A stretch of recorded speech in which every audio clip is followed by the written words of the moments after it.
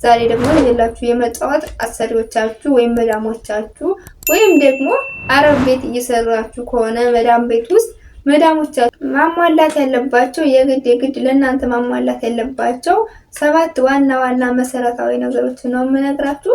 ሰላም ጤና ይስጥልኝ። ውድና የተከበራችሁ የመቅዲት ቻናል ተከታታዮች እንዴት ናችሁ?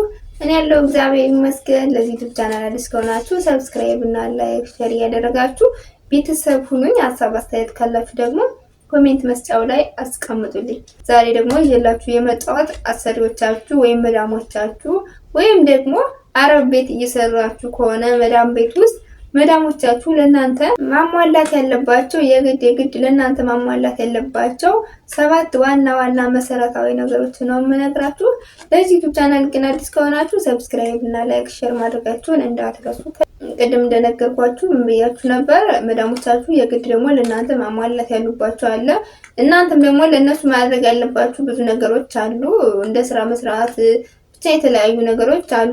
ነገር ግን ደግሞ በዋናነት እነሱ ለእናንተ ማድረግ ያሉባችሁ ወሳኝ ነገሮች እንዳሉ ይህን ቪዲዮ እስከ መጨረሻው ትጠቀሙበታላችሁ።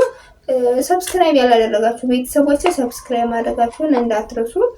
ላይክም ሼርም እያደረጋችሁ ለምታበረታችሁ ደግሞ በጣም ነው የማመሰግነው ከልቤ። መዳሞቻችሁ ለእናንተ የግድ ማሟላት ያለባቸው ወሳኝ ነገሮች ብዙ ሊኖሩ ይችላሉ። ነገር ግን ደግሞ ከብዙዎች ነገሮች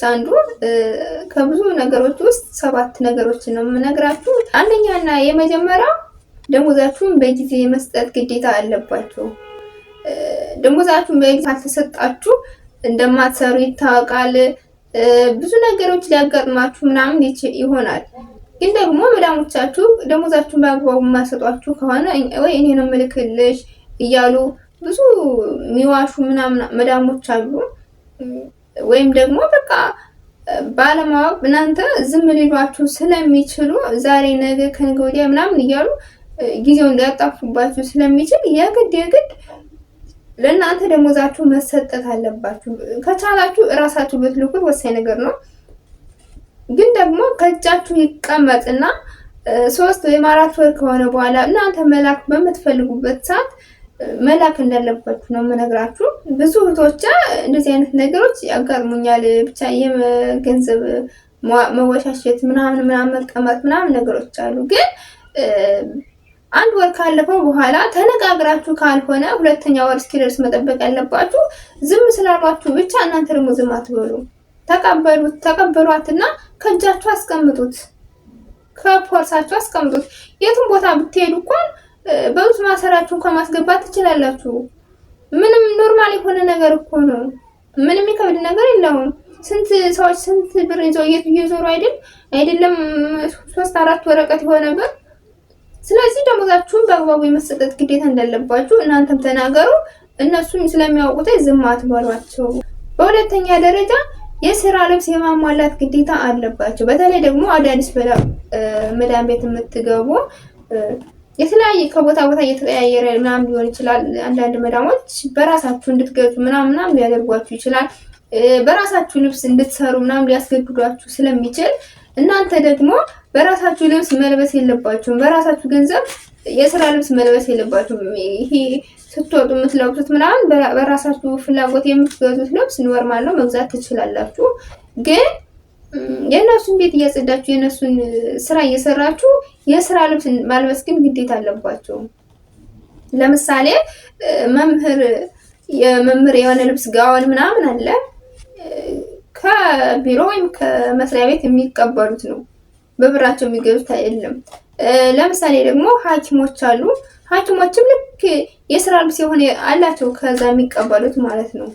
እናንተ ደግሞ ከዛ ቤት በምትሰሩበት ሰዓት ለራሳችሁ እኮ ለኛ ቢሮአችን ነው፣ የመዳም ቤት ኖርማል የሆነ ነገር ነው፣ ቢሮአችን ነው።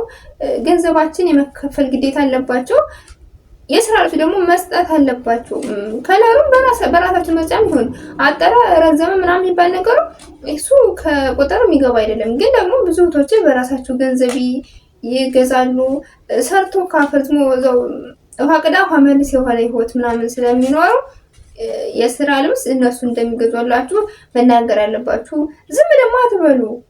ዝም ማለት ያለባችሁ ቦታ ላይ ነው ዝም ማለት ያለባችሁ እንጂ በቃ ትንሹንም ትልቁንም በቃ ዝም የሚባሉንም የማይባለው ሁሉ ነገር ዝም አትበሉ። የምሬ ነው ማለት በእርግጥ የራሳችሁ ቤት አይደለም፣ እንደፈለጋችሁት የምትናገሩበት ቤት አይደለም። ግን ደግሞ አንዳንዴ ምግብ ከሌለም የሚለበስ ከሌለ የሚጠጣ ከሌለ ደሞዛችሁ የማይከፈላችሁ ከሆነ ለማን ነው ዝም የምትሉት? ተናግራችሁ እንኳን ወደሚመለከተው አካል መሄድ ካለባችሁ መሄድ ነው ያለባችሁ እንጂ ዝም ብላችሁ እስከ መቼ ነው ዝም የምትሉት? እነሱ እኮ ወደ 10 ምናምን ዓመት ብትቀመጡ ከነሱ ጋር ዝም ነው የሚሏችሁ።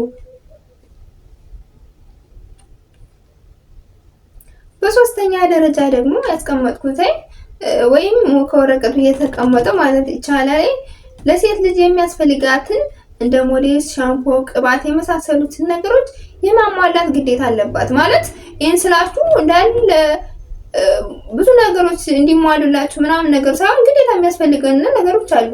እንደ ሞዴስ መቼም ይቀራል የማይባል ነገር ነው። መጥፎ ጠረን የምናስለቅቅበት እንደ ሻምፖ፣ እንደ ዶድራንት ምናምን የመሳሰሉትን ነገር እነሱ ነው የሚያሟሉላችሁ። ለእናንተ እኮ ምንም ነገር የሚቀነስባችሁ አይደለም። እናንተ በሚያሟሉላችሁ ሰዓት ይሄን ነገር ማለት ነው። ስለዚህ ይሄን ነገር እነሱ ነው የሚያሟሉላችሁ። በገዛ ገንዘባችሁ እናንተ አትግዙ። አራተኛ ደግሞ ያስቀመጥኩት ብትታመሙ በራሳችሁ ገንዘብ ሳይሆን በራሳቸው ገንዘብ ነው የሚያሳክሟችሁ። የግል ሆስፒታል ወይም የመንግስት ሆስፒታል ሊሆን ይችላል። እቃ ማሰሩላችሁ ወይም አላሰሩላችሁ የራሳቸው ቻንስ ነው። ግን ደግሞ ብትታመሙ አይጣል ነው የሚባል መጀመሪያ ላይ። ግን ምናልባት በምግብ አለመስማማት በምናምን በተለያየ በሽታ ላይ ብትታመሙ ከቤት የሰነበተ የቆየ የከረመ ኤክስፓየርድ ያደረገ ከኒን አትዋጡ። ቀጥታ ወደ ሐኪም ቤት እንደሚወስዷችሁ መናገር አለባችሁ። በሁለተኛ ደረጃ ደግሞ በራሳቸው ገንዘብ ነው እንጂ በእናንተ ደሞዝ አይደለም የምትታከሙት። ስለዚህ በእናንተ ደሞዝ እንዳልሆነ ነው የምነግራችሁ። የማሳከም ግዴታ አለባቸው። 2 ዓመት ውስጥ ሰዎች ወደ 10 ምናምን ዓመት ላይ ታመሙ ይችላሉ። ግን ደግሞ ምናልባት ብትታመሙ የምትታከሙት በእነሱ ገንዘብ ነው።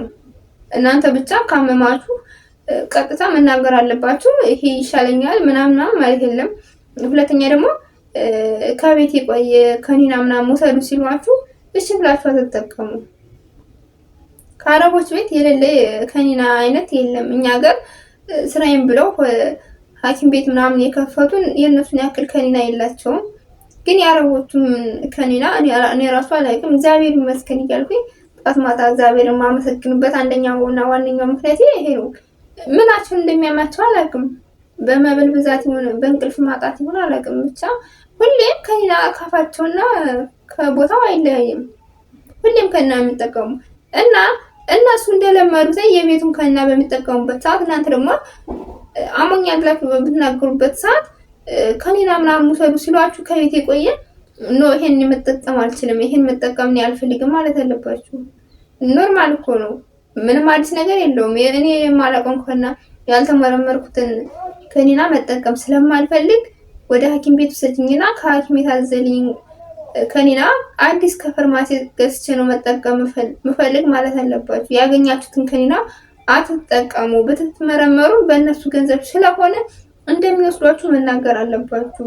ግዴታ እንዳለባቸውና ግዴታው የእነሱ እንደሆነ አስጠንቅቃችሁ ንገሯቸው። ዝም አትበሏቸው እናንተ።